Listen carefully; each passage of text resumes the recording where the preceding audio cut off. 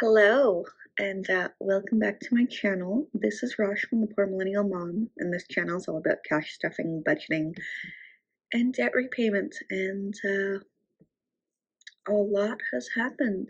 A lot has happened.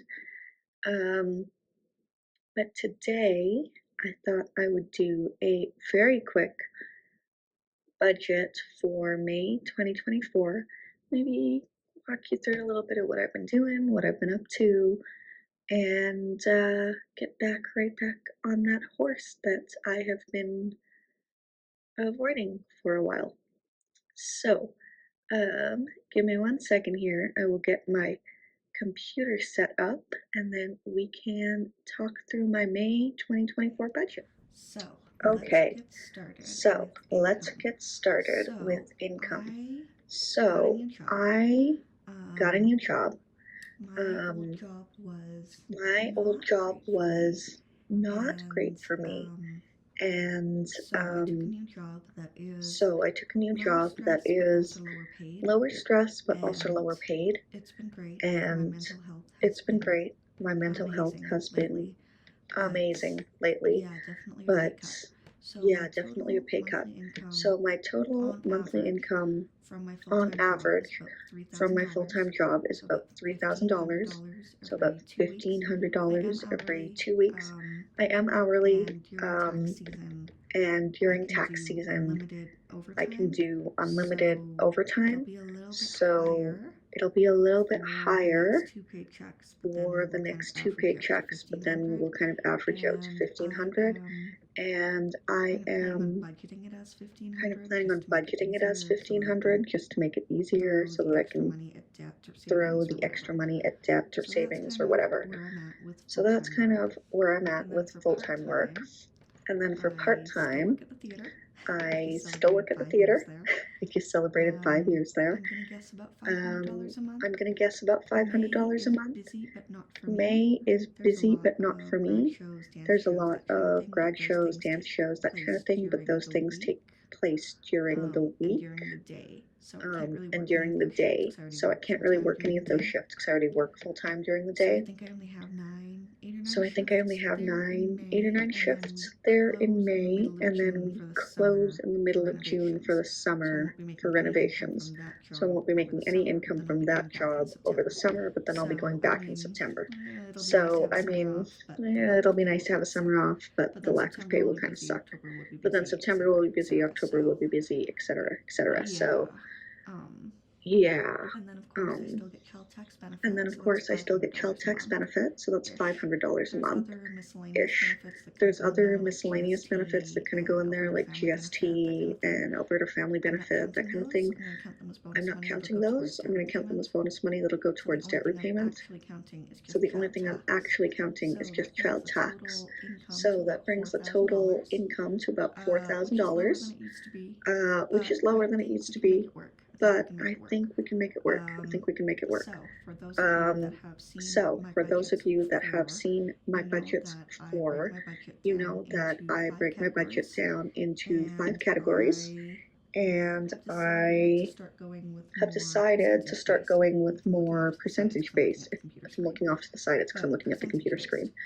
But percentage based.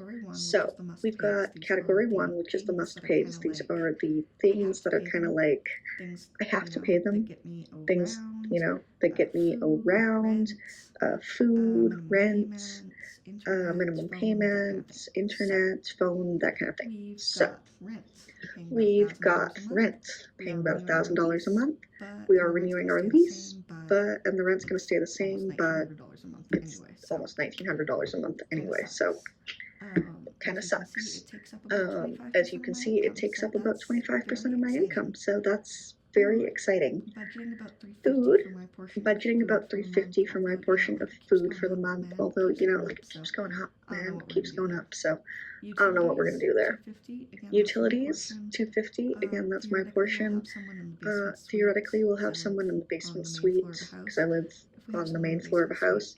If we have someone in the basement suite, it'll bring our utilities down, because it'll be a 60-40 split instead of us paying all the utilities, so That'll be nice. 65 for my half. Internet is $65 for my half. $30. Phone is $30. I have an incredible phone plan of $25 a month, rounded up to 30 for taxes and other miscellaneous things. Insurance, so I own a car now. Yay, I bought a car on New Year's Day, actually. $3,200, it's a 2007. High mileage, but I'm a new driver. I'm still learning how to drive. I did not want a spectacularly expensive car, and I did not want a car payment. So I paid cash for it. So I have no car payments. My insurance is quite low. Right now it's about $88 a month. Until I get my full license, then it'll probably go up to like $125. Not sure. Very nervous about driving. Don't like it.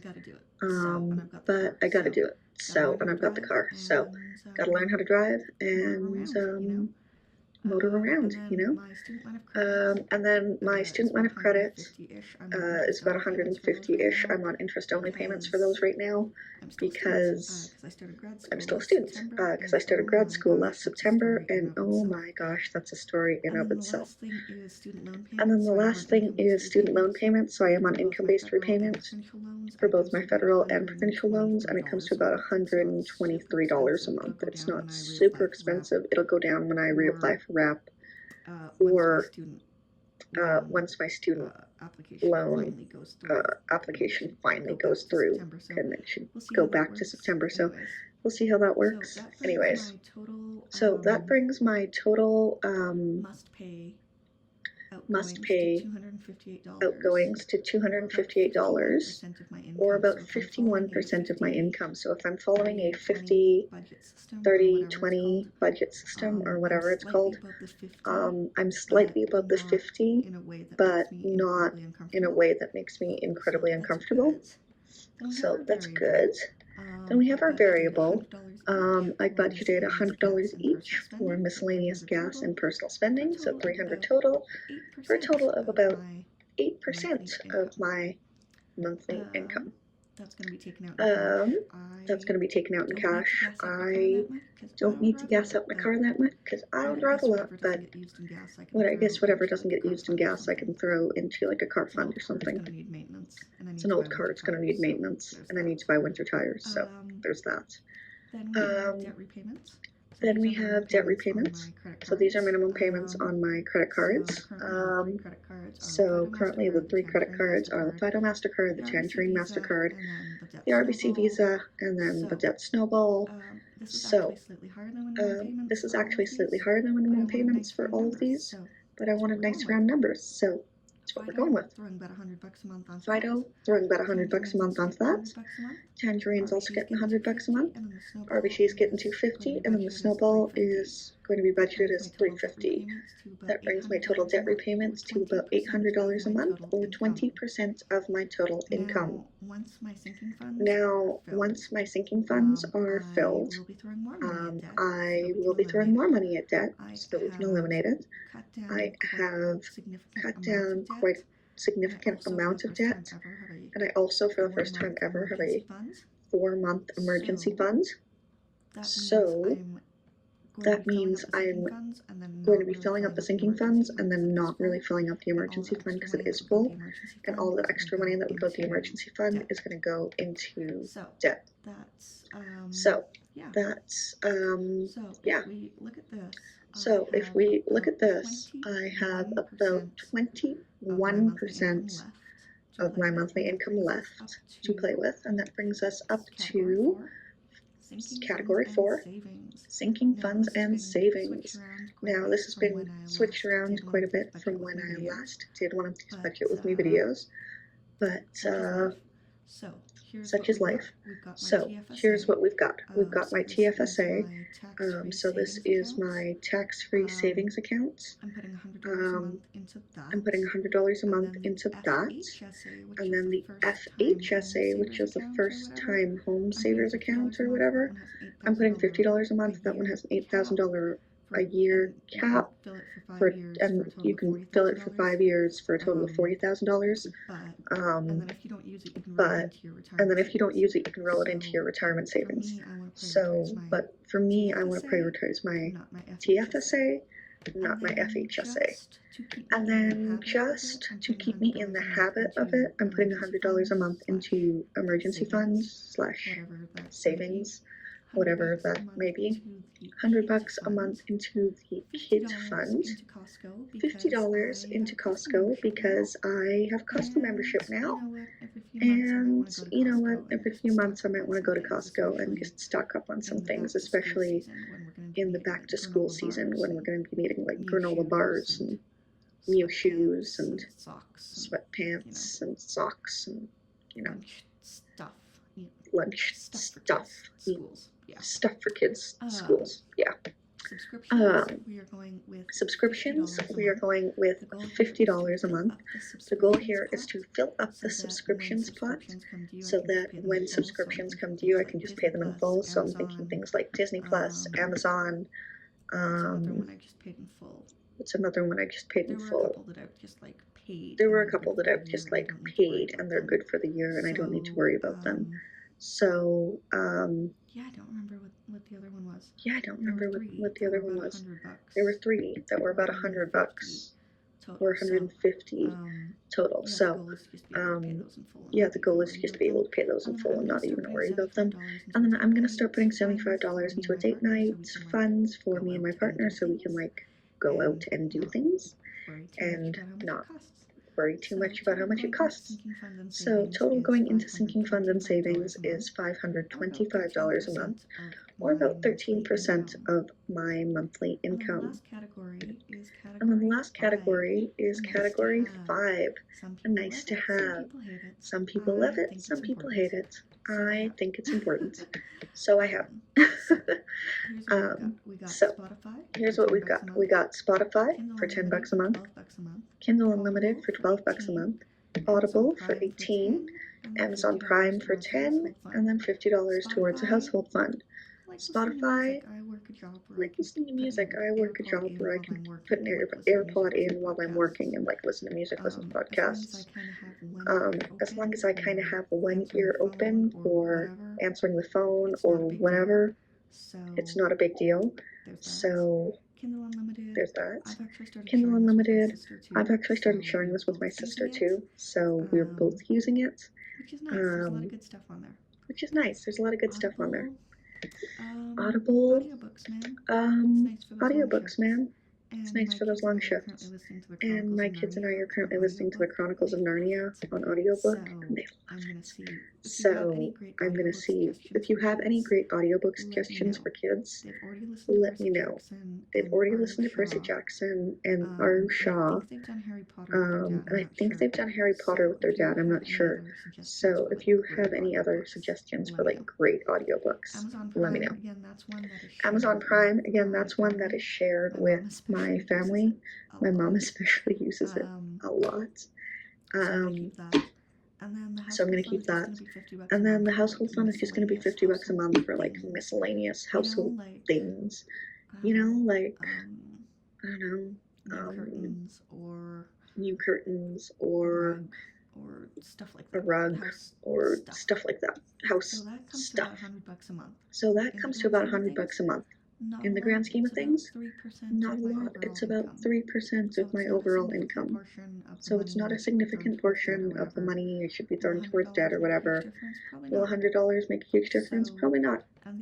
So, and these are all things that make my quality of life better.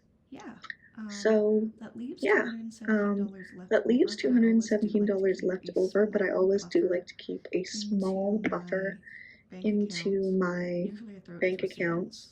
Usually I throw it into a savings account and then like if I need it I can use it, but if I don't then I don't. And also keeping in mind that I budgeted low. This is actually closer to like 3120. This will probably be closer to 600. And I think this will probably also be closer to 600. So like an additional $300. But we're going to pretend it doesn't exist, because when the money does come in, we're going to throw it probably at our friend Fido here and just get that guy knocked out ASAP, and then I'm going to close the card. So that is my budget for May 2023. Not super exciting, but you know, is what it is. And I'm pretty happy with where I'm planning on putting my money. Would love to hear your feedback. I'm hoping to film more now and just kind of get back into the swing of things. I had a really rough few months from September onwards, and now things are finally settling down. My mental health has recovered. Um, I've got a better handle on like life, and I'm just all together feeling better. So stay tuned for more content. I'm going to be getting back to cash stuffing, going to be getting back to debt repayment videos, and just kind of working on documenting that process a little bit more because I haven't been. I've just been quietly chugging along in the background. So, thank you so much for watching. Thank you for staying tuned until the very end. I appreciate you, and I hope you have a good rest of your day. I am wearing pajamas, if you're wondering, because it's like 10 o'clock at night, but you know what? It's always polar bear time. So, yeah, thank you again, and I will see you soon. Bye.